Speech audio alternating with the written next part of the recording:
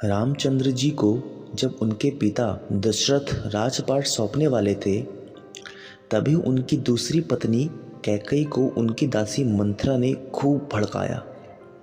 मंथरा ने कहा कि राजा तो आपके बेटे भरत को बनना चाहिए।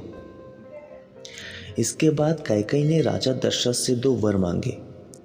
पहला, भरत को गद्दी मिलनी चाहिए और दूसरा, राम को 14 वर्ष तक वनवास में रहना होगा। राजा दशरथ को अपनी पत्नी के वर पूरे करने पड़े। जब रामचंद्र जी वनवास के लिए अयोध्या से निकले, तब लक्ष्मण जी ने भी उनके साथ जाने की इच्छा जाहिर की। लक्ष्मण के वन जाने की बात सुनकर उनकी पत्नी उर्मिला भी साथ जाने की जिद करने लग।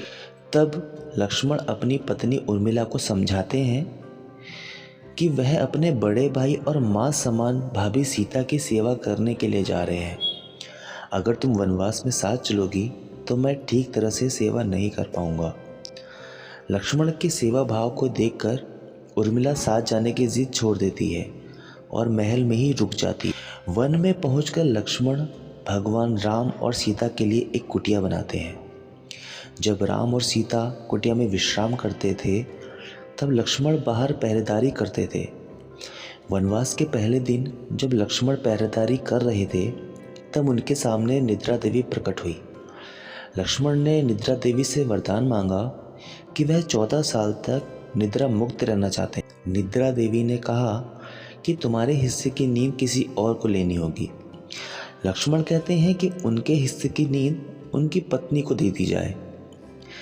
इस कारण लक्ष्मण 14 साल तक सोए नहीं और उनकी पत्नी उर्मिला लगातार 14 वर्ष तक सोती रही। 14 वर्ष बाद जब भगवान राम और माता सीता के साथ जब लक्ष्मण अयोध्या वापस आए, तब नींद की अवस्था में रामचंद्र जी के तिलक समारोह में उर्मिला भी उपस्थित थी। यह देख लक्ष्मण को हंसी आ जाती है।